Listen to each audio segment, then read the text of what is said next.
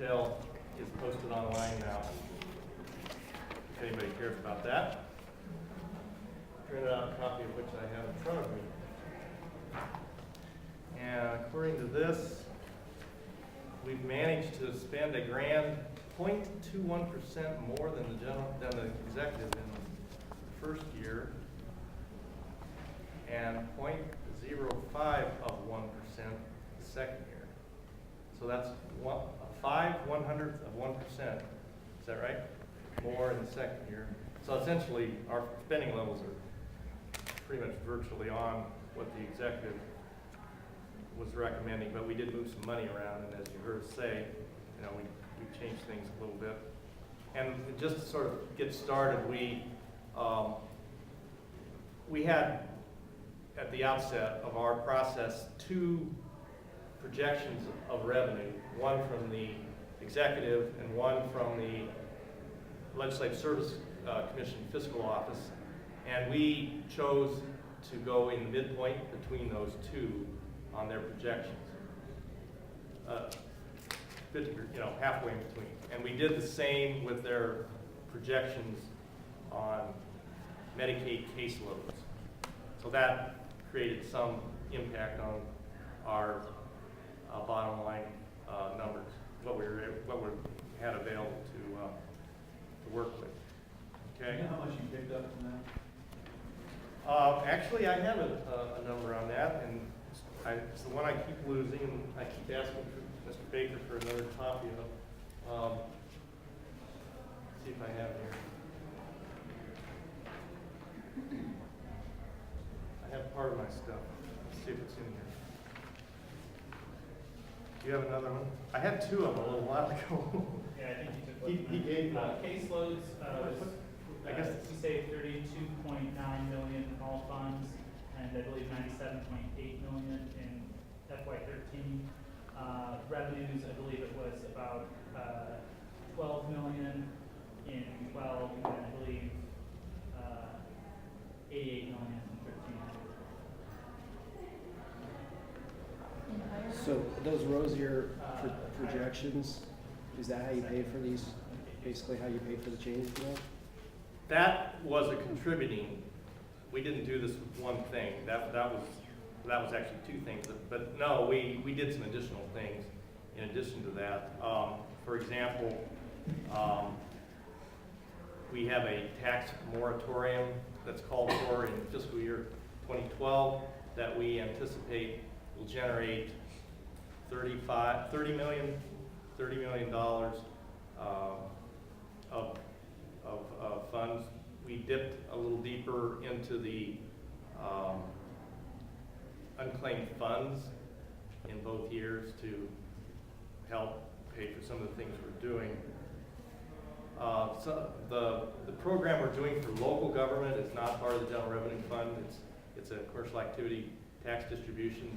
The distributions of the commercial activity tax currently occur back to local governments outside the general revenue fund. The budget proposal that's before us now starts to change that and to bring some of the commercial activity tax revenues into the general fund over the next 2 years. That's those payments that we talked about and heard a lot about for replacement of lost revenues from the tangible personal property tax repeal and from the lowering of the assessment rates on electric generation plants that was done back in 2001. Those payments also come out of the commercial activity tax. Oh, no, those come out of the kilowatt hour tax. So wouldn't 100? Sorry, got that wrong. Wouldn't 100 million in GRF programs have to come out to balance that out? Well, let me finish some of the other things we did. Okay. We also went through the agencies and did some additional cuts to the tune of $40 million over the 2 years in spending. So the spending reductions to state agencies was further enhanced in our version in order to provide funds for other priorities,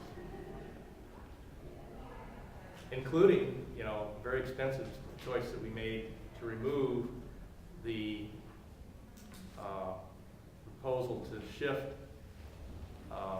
the employer-employee share payments into the retirement system. That cost us in the neighborhood of $23 million per year in state costs. to achieve that. So that's part of what's going on.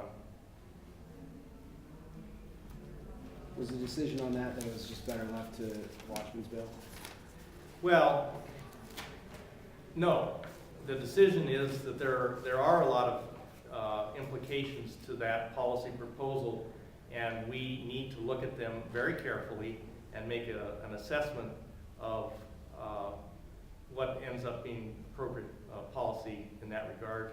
It does interact with the retirement system legislation that we have. That legislation has a dedicated purpose, and that purpose is solely to provide sustainability for those funds for the benefit of those employees who are vested in them.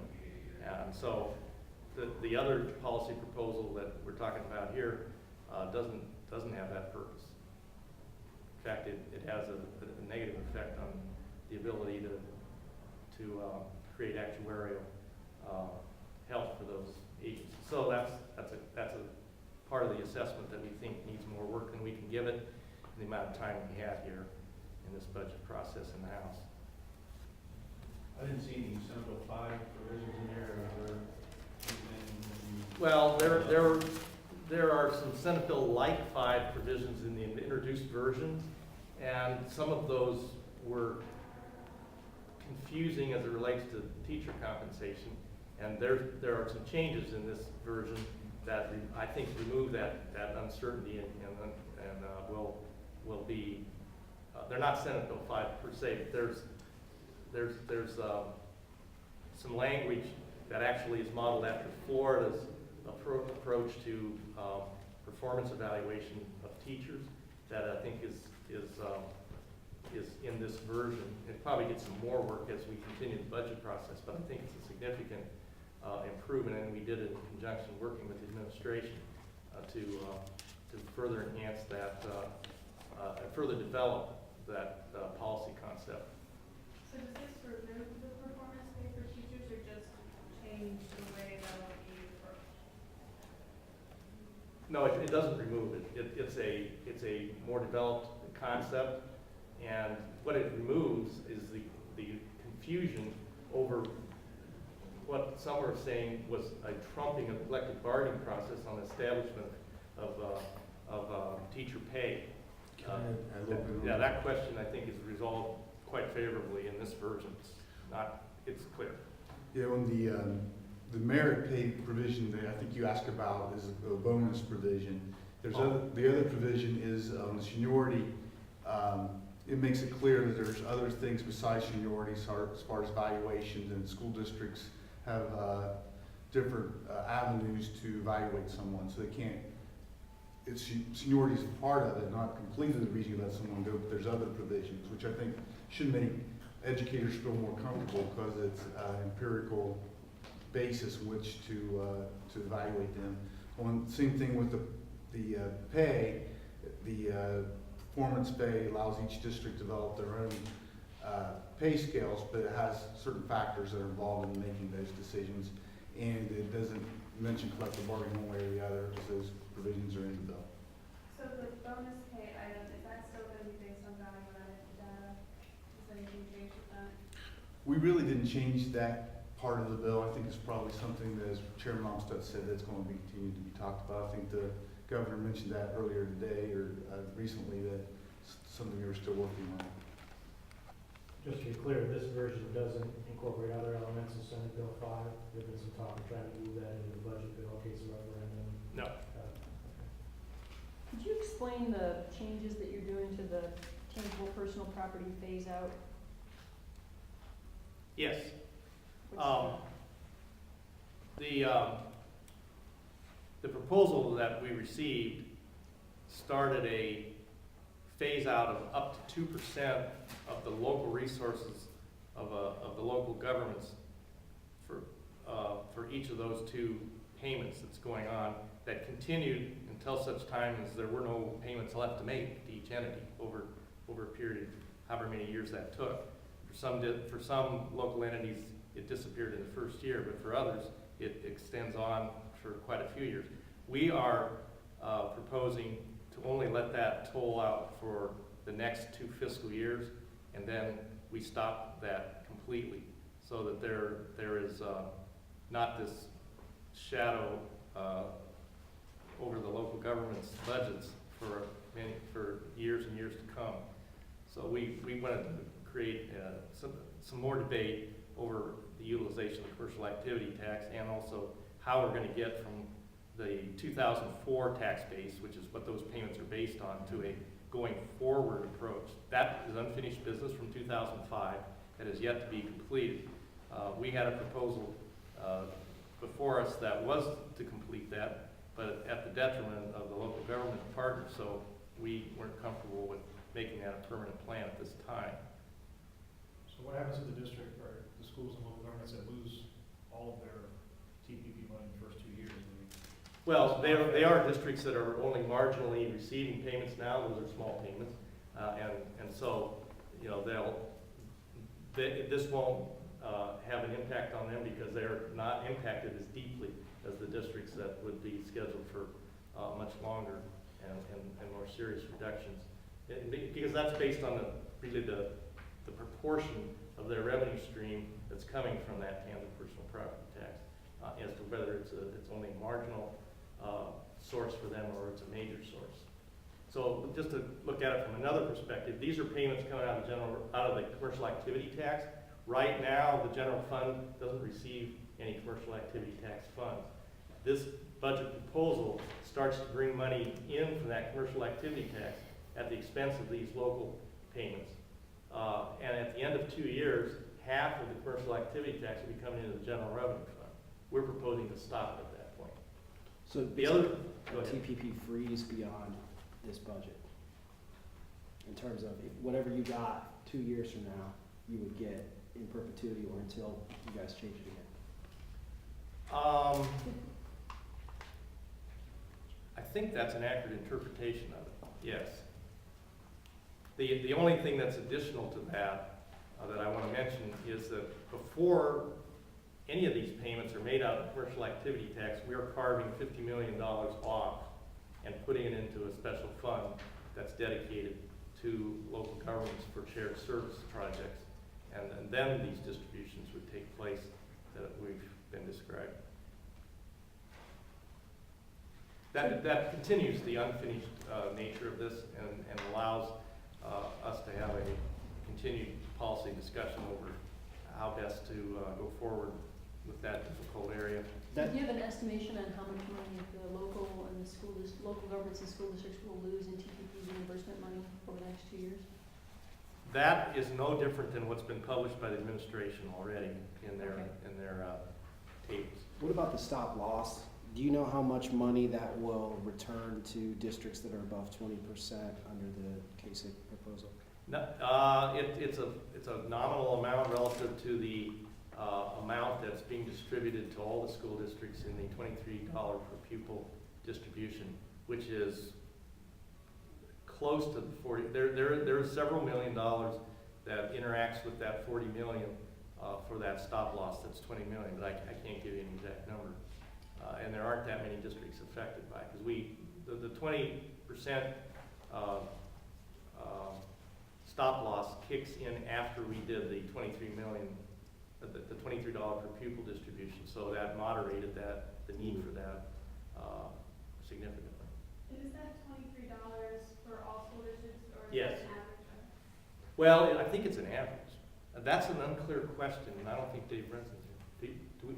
I think that's an average. I don't know that, because there's a complex mechanism that's being employed for distribution that is attempting to preserve equity from the low wealth districts to the high wealth districts. That's going on in the administration proposal. We are not changing that mechanism other than to add more money to it. So I think it gets spread out. Every district receives the increase. You know, I think it really is $23 per pupil. It's a flat amount because we didn't insert it into because the mechanism I was referring to is actually the reduction that was being spread out mathematically. What we're doing is just a per pupil amount. So I think I've answered my own question after I thought about it. So the 23 is per pupil in every district? Yes, And that, just to be clear, that is part of the 40 million.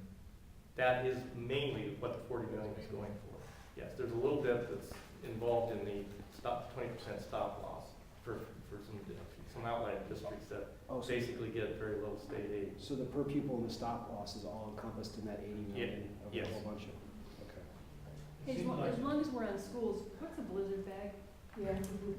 Well, we had that amendment filed by both a Democrat and a Republican.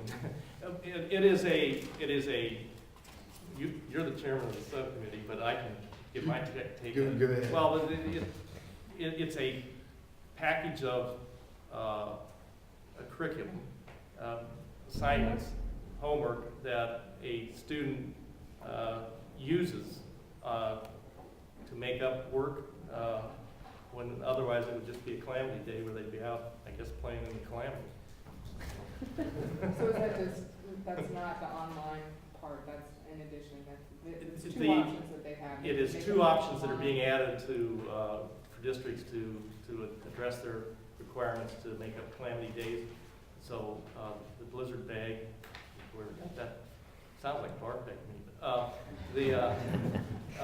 the other one is an e-school, or an e-delivery, electronic means for making up the day. So essentially so they can make up classes flex- online or they It's can do it- flexibility to Okay. the schools to, So if we know there's a big snowstorm coming, hand out. could be a flood Tornado? lately. Yeah. In Senator Carey's district. Oh, And is there a limit to the number of blizzard days?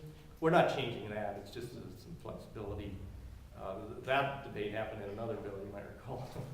Is So there a essentially, certain, they can get their makeup work either in a stack, a blizzard bag, or electronically sent As additional options to what's already available. So does that make that day not a calamity day, students are doing homework, or is it still count towards the district? Yeah, it'll be interesting to see how the Department of Education throws rules out there to make certain that that actually, isn't a throwaway day. I think 80% of the students have to participate in order to count. It's not actually a blizzard bag, it's the regular backpack where they just take homework and they do it. On the eliminated, It's a cute way of describing it. on the extra help to school districts, is that offset at all by the restoration of the 10-14 split on pension contributions? Well, it is a bit of an offset.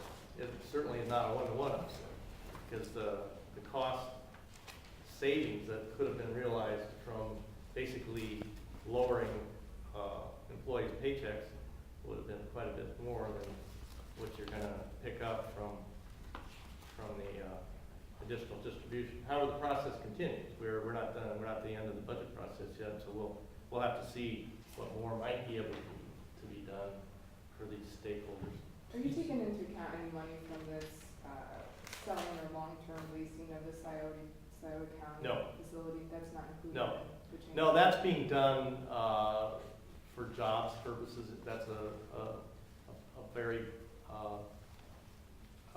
it's a district that, needs jobs greatly. It's an underutilized facility now. It's not at capacity at all. The one that's being closed by the Department of Youth Services. So the potential for employment there is significantly more than is currently the case, and we're trying to turn that into an opportunity for employment rather than as an employment negative. So the language about closing facilities only applies to this one?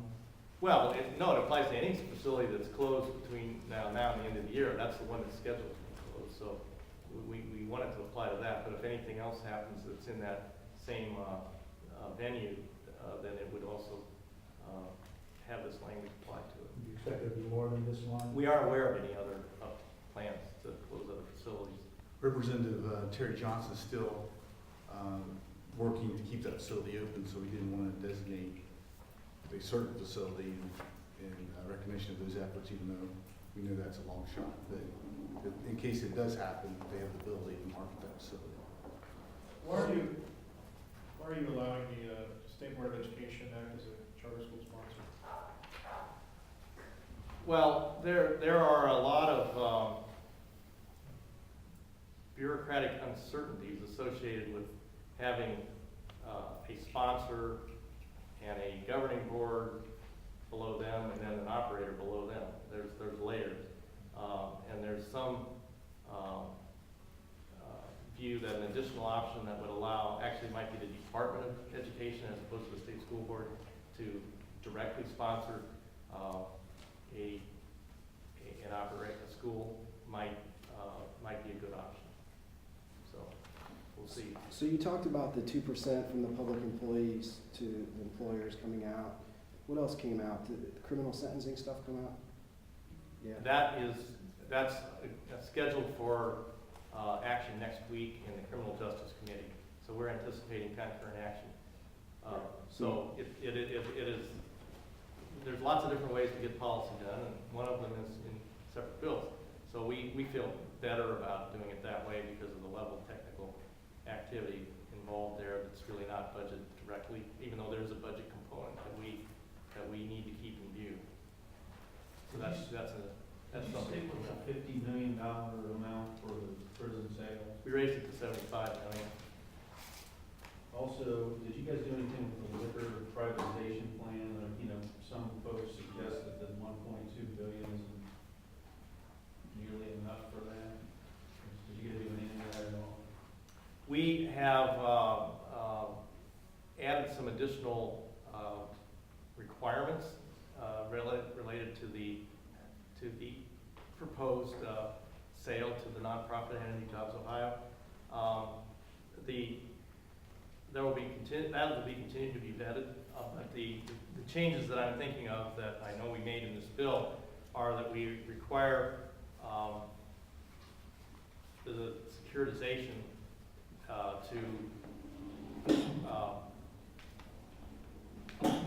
well, a couple things. The transfer agreement